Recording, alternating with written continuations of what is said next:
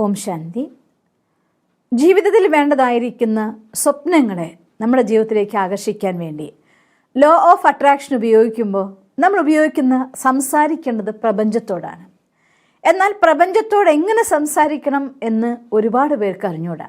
അതുകൊണ്ട് പ്രപഞ്ചത്തിനോട് എങ്ങനെ സംസാരിക്കാം, അതിൻ്റെ ഭാഷ എന്ത്, അതിനെക്കുറിച്ച് കുറച്ചുകൂടെ വിശദമായി നിങ്ങൾക്കൊന്ന് പറഞ്ഞു തരാൻ വേണ്ടിയിട്ടാണ് ഞാൻ വന്നിരിക്കുന്നത്.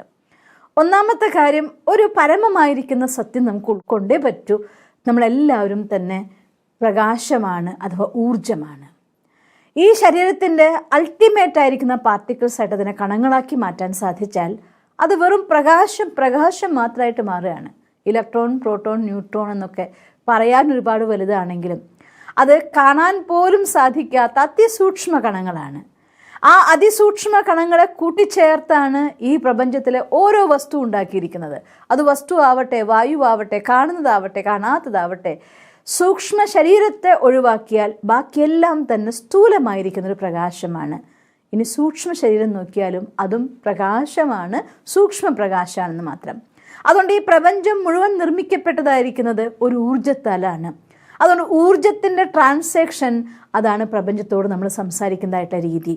നമ്മുടെ ഉള്ളിലുള്ളതായിരിക്കുന്ന ഊർജത്തെ മറ്റുള്ളവരിലേക്ക് നമ്മൾ പ്രകമ്പനം ചെയ്യുന്ന അഥവാ പ്രസരിപ്പിക്കുന്നതായിരിക്കുന്ന 5 വിദ്യകളാവുന്നുള്ളത് നമ്മുടെ അടുത്തുള്ളത്. ഒന്നാമത്തെ തോട്ട്സ്. എൻ്റെ മനസ്സിനുള്ളിൽ എന്ത് ചിന്തകൾ നടക്കുന്നു എന്ന് ഞാൻ ബോധവാനാകും വരെ, മനസ്സിൽ എന്ത് സങ്കല്പം ഉണ്ടാകുന്നു അത് ഓട്ടോമാറ്റിക് ആയിക്കൊണ്ട് പ്രപഞ്ചത്തോട് സംസാരിക്കും പോലെയാണ്. മറ്റാരും കേൾക്കണ്ട.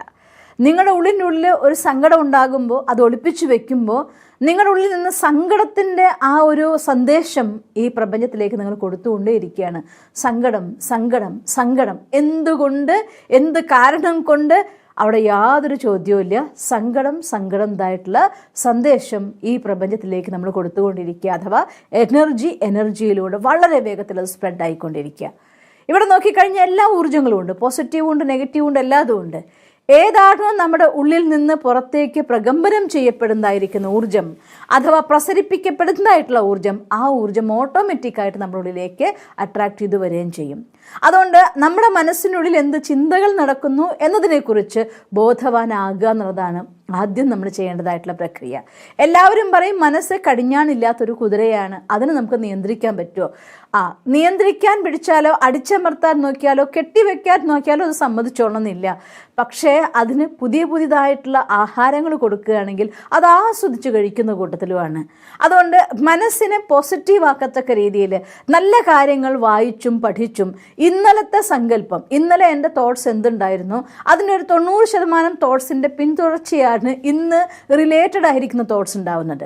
അതുകൊണ്ട് ഇന്നലത്തെ സങ്കല്പങ്ങൾ എന്താണോ അതിന് ഓൾമോസ്റ്റ് ഒരു ഫുൾ സ്റ്റോപ്പ് കൊടുക്കാൻ വേണ്ടിയിട്ടാണ് രാത്രി നിങ്ങളുടെ അടുത്ത് ഈശ്വരൻ്റെ പേരിൽ കത്തെഴുതാനൊക്കെ പറയുന്നത്. അങ്ങനെ ഈശ്വരൻ്റെ പേരിൽ കത്തെഴുതി മനസ്സിലെ ഭാരങ്ങളൊക്കെ ഒഴിവാക്കി ഉപബോധ മനസ്സിനുള്ളിലേക്ക് ഹൈലി പവർഫുൾ ആയിരിക്കുന്ന ഈശ്വര സ്മരണകളുടെ അഥവാ നല്ല ഡ്രീംസ്, നമ്മുടെ ജീവിതത്തിൻ്റെ സ്വപ്നങ്ങളുടെ അങ്ങനെയുള്ള പവർഫുൾ ആയിരിക്കുന്ന ആക്റ്റീവ് ആയിരിക്കുന്ന തോട്ട്സിനെ ഇൻജക്ട് ചെയ്തിട്ട് ഉറങ്ങുകയാണെങ്കിൽ ഇന്നലത്തെ ഫോളോ അപ്പ് അവിടെ നമുക്കൊന്നൊരു പരിധി വരെ കൺട്രോൾ ചെയ്യാൻ സാധിക്കും.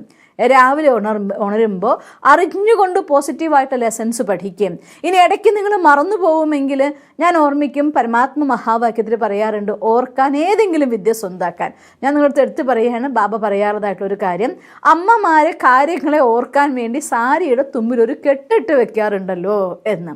അതുപോലെ അല്ലെങ്കിൽ ഒരു പേപ്പർ പീസിൽ എഴുതിയിട്ട് ആ പോസിറ്റീവ് തോട്ട്സിനെ നിങ്ങൾക്ക് ഇടയ്ക്ക് എടുത്ത് നോക്കാൻ പറ്റുന്ന രീതിയിൽ നിങ്ങളുടെ വാനിറ്റിയുടെ ഉള്ളിലോ അതർവൈസ് നിങ്ങളുടെ കീശയിലോ ഏതെങ്കിലും സ്ഥലത്ത് അത് സൂക്ഷിക്കുകയും ഇടയ്ക്ക് അതിനെ എടുത്ത് ഓർമ്മിച്ച് നമ്മുടെ മനസ്സിനെ ട്യൂൺ ചെയ്യുന്ന പ്രക്രിയ ചെയ്യുമ്പോൾ സ്വാഭാവികമായിട്ടും അതിൻ്റെ ഉള്ളിൽ നിന്നുള്ളതായിരിക്കുന്ന ആ സങ്കടത്തിൻ്റെ ഓർമ്മകൾ പതുക്കെ നമ്മുടെ ഉള്ളിൽ പ്രഭാവം കുറയാൻ തുടങ്ങും.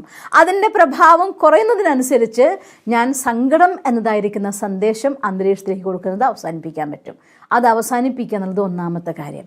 രണ്ടാമത്തെ കാര്യം, ഒരു സങ്കല്പം നമ്മുടെ മനസ്സിനുള്ളിൽ ഉണ്ടാകുമ്പോൾ അതനുസരിച്ച് നമ്മുടെ ഈ ശരീരത്തിലെ ഓരോ കണങ്ങൾ പോലും ഉണ്ടാക്കുന്നൊരു പ്രകമ്പനമുണ്ട്, ഫീലിംഗ്, വൈബ്രേഷൻ.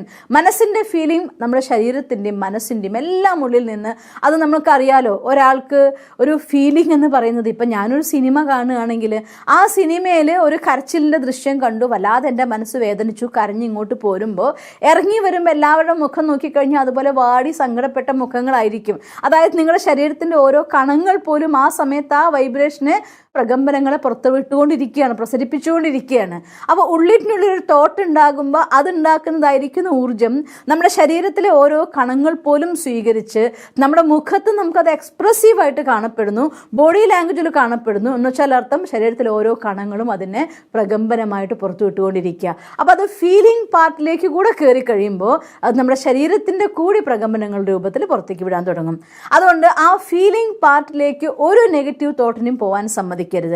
ഈവൻ എന്തെങ്കിലും ഒരു കാര്യം ഉണ്ടായി, വിഷമം ഉണ്ടായി എങ്കിൽ 1 or 2 minutes maximum full stop ഇട്ടോളണം. അത് കഴിഞ്ഞ ശേഷം ഉടനെ എന്തെങ്കിലും ഒരു പോസിറ്റീവ് തോട്ട് ക്രിയേറ്റ് ചെയ്തു, ഒരു കാര്യം നല്ല കാര്യം കേട്ടു, അല്ലെങ്കിൽ നല്ലത് വായിച്ചു, ആ രീതിയിൽ നമ്മുടെ എനർജീനെ പോസിറ്റീവിലേക്ക് മാറ്റി ഫീലിംഗ് പാർട്ടിനെ പോസിറ്റീവ് ആക്കി വയ്ക്കണം. ഞാൻ എന്തുകൊണ്ട് ഒരു 1-2 മിനിറ്റ് എന്ന് പറയാൻ കാരണം എന്ന് വെച്ചാൽ അതത്ര എളുപ്പമുള്ള കാര്യമല്ല. എന്ത് സംഭവിക്കുമ്പോഴും ഒരു ഫീലും എനിക്ക് തട്ടാതിരിക്കുന്ന ഒരു അവസ്ഥ എത്തണമെങ്കിൽ അത് വളരെ ഹൈറ്റ്സ് ആണ്. നിങ്ങൾക്ക് അത്രയ്ക്ക് എത്താൻ സമയം എടുക്കുമായിരിക്കാം. പക്ഷേ ഈ രീതിയിൽ നമ്മൾ മാനേജ് ചെയ്യാൻ വേണ്ടി നിങ്ങൾക്ക് അധികം സമയം എടുക്കരുത്, അല്ലെങ്കിൽ നമുക്ക് നഷ്ടം സംഭവിച്ചു പോകും. പിന്നെ മൂന്നാമത്തെ കാര്യം നമ്മൾ എന്തായിത്തീരുന്നു എന്നുള്ളത്. ഞാൻ ഓർത്തു പോകും, പണ്ട് നമ്മുടെ സെൻറ്റർ ഒരു കുട്ടി വരുന്നുണ്ടായിരുന്നു, മിക്കി മൗസ്. അത് നന്നായിട്ട് കാണുമായിരുന്നു. അപ്പോൾ ഈ മിക്കി മൗസിൽ ഒരു ക്യാരക്ടർ എന്തെങ്കിലും ഉണ്ടായാൽ തല താഴ്ത്തി ഇങ്ങനെ പോയിട്ട് ഇരിക്കത്ര ഒരു മൂലയ്ക്ക്. ആ കുട്ടിയും അതേപോലെ തന്നെ അവനോട് എന്തെങ്കിലും ഒരു കാര്യം നമ്മൾ പറഞ്ഞു ഇഷ്ടമില്ല എന്ന് കണ്ടു കഴിഞ്ഞാൽ തല താഴ്ത്തിയെ പിടിക്കും, ഏതെങ്കിലും ഒരു മൂലയ്ക്ക് പോയിട്ട് അവിടെ ഇരിപ്പ് ഉറപ്പിക്കും. അതായത് നമ്മളൊരു കാര്യത്തെ കണ്ടു കഴിഞ്ഞ് കഴിയുമ്പോൾ അത് നമ്മളുള്ള അക്സെപ്റ്റ് ചെയ്ത് കഴിയുമ്പോൾ അറിയാതെ നമ്മളത് ആയിത്തീരുകയാണ്. ഉദാഹരണം പറഞ്ഞാൽ ഒരു സ്ഥലത്ത് നിന്ന് പോയിട്ട് നമ്മൾ ഒരു കാര്യം ഉണ്ടായി, അനിഷ്ടമായിട്ടൊരു കാര്യം ഉണ്ടായി, അവിടെ കുറച്ച് മൂഡ് കേടായിട്ട് ഇറിറ്റേറ്റഡ് ആയിട്ടാണ് വന്നിരിക്കുന്നത്. വീട്ടിൽ വന്ന് കയറുമ്പോൾ അതിന് ഉതകുന്ന രീതിയിൽ ദേഷ്യം പെട്ടെന്ന് വരത്തക്ക ഒരു സാഹചര്യം വന്നു പോയാൽ നമ്മൾ ഒരു ചെറിയ കാര്യത്തിന് വലുതായിട്ട് റെസ്പോൺസ് കൊടുക്കും, റിയാക്ട് ചെയ്യും. എന്നിട്ട് പറയാം, എന്ത് ചെയ്യാൻ എൻ്റെ മൂഡ് കേടായിരുന്നു, അതുകൊണ്ടാണ് ഞാൻ അങ്ങനെ ചെയ്തത്. മീൻസ് ഓട്ടോമാറ്റിക്കലി ഒരു സാഹചര്യം വരുമ്പോൾ നമ്മളത് ആയിത്തീരുന്നു എന്നർത്ഥം. ആ ഒരു സ്റ്റേജിലേക്ക് വരെ എത്തിക്കഴിയുമ്പോൾ പവർഫുൾ മെസ്സേജാണ് നമ്മളിൽ നിന്ന് പോകുന്നത്. നമ്മൾ ആ കുറച്ച് സമയത്തേക്ക് ആ രൂപവുമായിട്ട് നമ്മുടെ ഐഡൻറ്റിറ്റി ക്രിയേറ്റ് ചെയ്യുകയാണ്. ആ ഐഡൻറ്റിറ്റി ക്രിയേറ്റ് ചെയ്ത് കഴിയാന്ന് വെച്ചാൽ അർത്ഥം അതിൻ്റെ പ്രഭാവം എത്രയോ മടങ്ങാണ്. ആ മടങ്ങിലേക്ക് വരത്തക്ക രീതിയിൽ പോയി കഴിഞ്ഞാൽ അത് നെഗറ്റീവ് ആണെങ്കിൽ ആ ഇമ്പാക്റ്റും ഉണ്ടാക്കും, പോസിറ്റീവ് ആണെങ്കിൽ ആ ഇമ്പാക്റ്റും ഉണ്ടാക്കും. അതുകൊണ്ട് അറിഞ്ഞുകൊണ്ട് പോസിറ്റീവ് തോട്ട്സ് ക്രിയേറ്റ് ചെയ്യുകയും അതിനെ പഠിക്കുകയും അതിനെ മനനം ചെയ്യുകയും ഭഗവാന്റെ ഭാഷയിൽ പറഞ്ഞ സ്വരൂപാവുക, അത് ഐഡൻറ്റിറ്റി ആയിട്ട് നമ്മൾ മാറ്റി എക്സ്പീരിയൻസ് ചെയ്യൂ അതിനെ. ആ ഒരു ഫീൽഡിൽ നിൽക്കുമ്പോൾ നമ്മൾ സെൻഡ് ചെയ്യുന്നതായിരിക്കുന്ന വൈബ്രേഷൻ അഥവാ പ്രകമ്പനങ്ങൾ അതീവ ശക്തിശാലിയാണ്. അത് വളരെ വേഗത്തിൽ നമ്മളിലേക്ക് ആ കാര്യത്തെ അട്രാക്ട് ചെയ്ത് കൊണ്ടുവരികയും ചെയ്യും. പിന്നെ നാലാമത്തെ കാര്യം ആക്ഷൻ. ഒരു കാര്യത്തെക്കുറിച്ച് നമ്മൾ ഫീൽ ചെയ്തു, അനുഭൂതി ചെയ്തു ഒക്കെയാണ് നമ്മുടെ ബ്രെയിൻ അതിനെ അക്സെപ്റ്റ് ചെയ്ത് കഴിഞ്ഞു, നിങ്ങളതായി തീർന്നു എന്ന്. മറ്റൊന്ന് സ്ഥൂലത്തിൽ നമ്മുടെ ആക്ടിവിറ്റീസിൽ, കർമ്മങ്ങളിൽ അത് കൊണ്ടുവരുന്ന സമയത്താണ് അതിന് 100% സത്യത്തിലേക്ക് നമുക്ക് മാറ്റാൻ സാധിക്കുക.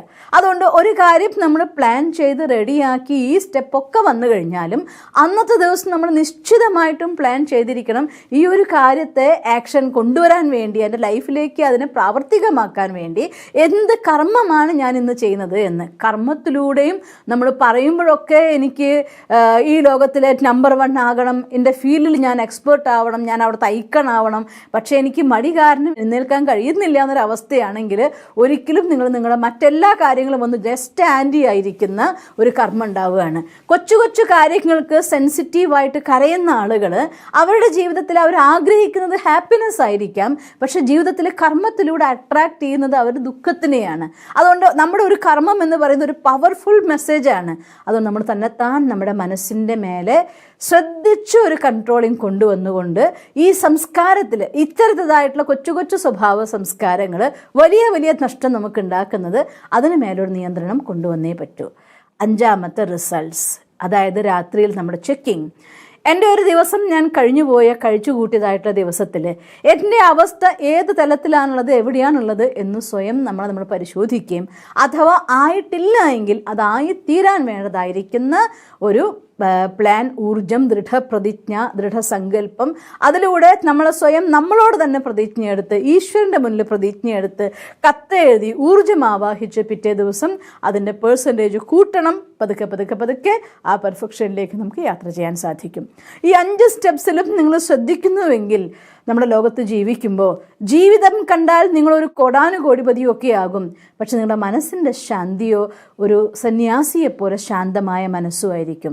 അതായത് തൻ്റെ കർമ്മത്തിലൂടെ പരിശുദ്ധിയും വാക്കുകളുടെ പരിശുദ്ധിയും ഒപ്പം സങ്കല്പത്തിൻ്റെ പരിശുദ്ധിയും കൊണ്ടുവരുമ്പോൾ നിങ്ങൾ ഇൻറ്റേർണൽ പേഴ്സണാലിറ്റി അഥവാ നിങ്ങളെന്ന വ്യക്തിത്വം അത് പ്യൂരിറ്റിയുടെ, സ്നേഹത്തിൻ്റെ, ശാന്തിയുടെ ഒക്കെ റിഫ്ലക്ഷൻസ് ആവാൻ തുടങ്ങും. അങ്ങനൊരു അവസ്ഥയിൽ ദേവതമാരുടെ മുന്നിൽ സർവ്വ സമ്പത്തുക്കളും അടിയറവ് പറഞ്ഞ പോലെ നിങ്ങളുടെ പേഴ്സണാലിറ്റി ആ ഒരു പെർഫെക്ഷനിലേക്ക് അടുക്കും തോറും നമ്മുടെ ജീവിതത്തിലെ എല്ലാ കാര്യങ്ങളും സ്വാഭാവികമായി നമ്മുടെ അടുത്തേക്ക് ആകർഷിച്ചു കൊണ്ടേയിരിക്കും.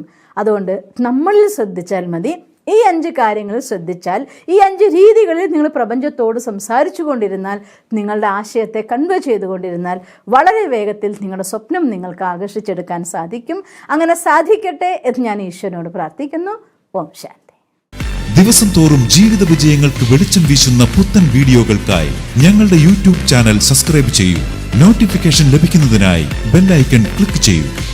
ഒപ്പം ഞങ്ങളുടെ ഫേസ്ബുക്ക്, ട്വിറ്റർ, ഇൻസ്റ്റാഗ്രാം പേജുകൾ ഫോളോ ചെയ്യൂ. നന്ദി.